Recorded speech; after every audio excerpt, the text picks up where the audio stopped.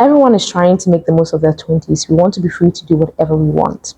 At the same time, we want to make six figures, get a degree, be entrepreneurs, invest, have clean girl aesthetics, have fair skin, a nice body, be independent, be the love of our lives, and most importantly, relax. Honestly, it's a lot. We want to do so much at the same time, be free spirited. And for over a decade, I thought that being free meant no planning, waking up and making the decision to do whatever I wanted. So I resisted routines. But I've come to learn that routines provide structures in our lives, the structure that we need to achieve genuine liberation. So if you want to make the most of your 20s, you need to build the habit of planning. And that's why I'm here to help you plan your week so you can have more time to pursue the things that you've always wanted to do. Now, I wish I was being sponsored, but sadly not. I started using Notion about a year ago, and so far, this is what I have. I wanted everything in one place, and I can do exactly that on this platform. It is completely free if you're using it alone, but if you're using it with a team, then you have to pay. And depending on how well this video does, I might do a complete video as a Notion tour for you guys. So let's see. But these amazing creators have done fantastic videos on Notion, and you can check out their channels for more info. I used this video to create a template for my weekly planning. But before we dive into planning our week, there are a few things that we need to do. First step is to take a mental inventory. Write down anything and everything you want to accomplish. Don't hold back. It's great to do this the Friday before the week that you are planning for starts. You don't want to do this on Monday because we are already on edge on Mondays. The reason we do this is because we often suffer from mental fatigue. We have so many choices on how to spend our time such that it weighs on us and it burns us out. So when we write all the things that we want to do, it takes that weight off of us. Now that we have all the tasks that we want to do written down, we want to consider each task individually. Now we categorize each task into 3 different categories: P1, P2, and P3, which is priority 1, 2, and 3, with 1 being the most important tasks. When you do this, you realize that there are so many tasks that can wait the following week, and so it saves up space for you to do the most important things now. The next step is to time block. Time blocking is really useful for when tasks look daunting or when you tend to spend more time than necessary on tasks. It's essentially setting aside a certain amount of time to work on the task. So instead of making a to-do list that says clean room, make dinner, and wash dishes, you'd rather make it 1. Sweep room and mop from 10 a.m. to 10:30.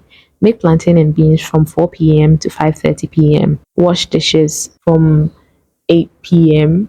to 8:30 p.m. This way, you set the amount of time to work on the task, and it only takes practice to consistently stay in the time you set. To take it up a notch, physically set a timer as well. When your brain is aware that your time is running, it will allow you to give it your full attention and put pressure on you so that you can finish the task within the allotted time.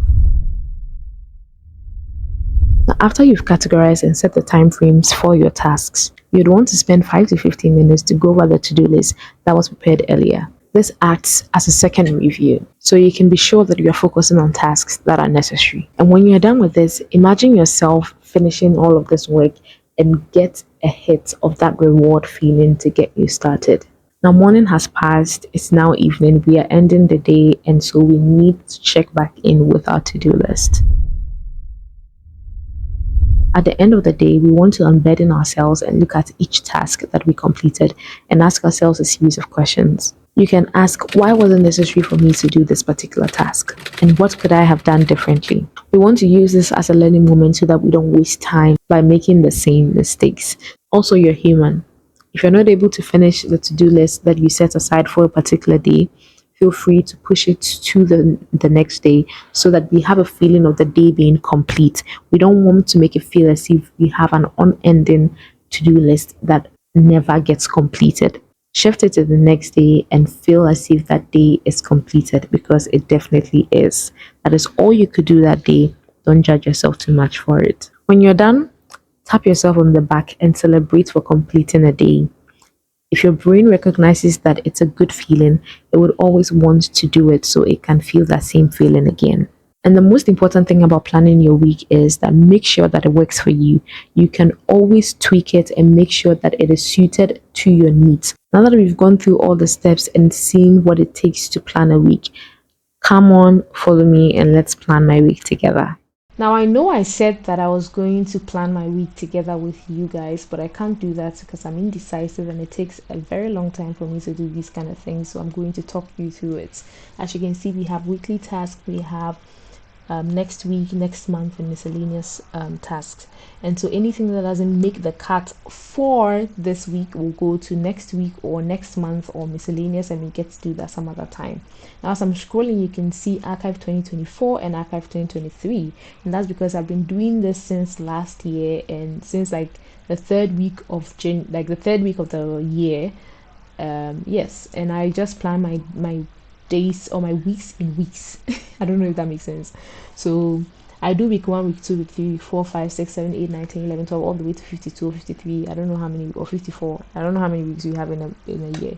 So that's it. I have my task, and anything you see covered is for privacy reasons. And so when I scroll up, you can see that week 8 is being planned, and that is from the 15th of, the 19th to the 25th. And the things below the line, I will point to the line, but the things below the line are routine things that I want to get down. I want to have a routine that I follow every morning, and that is what you are seeing there, morning to evening. And then on top of the line is where I will have the weekly task that I want to perform. And so that is how I have categorized my to-do list.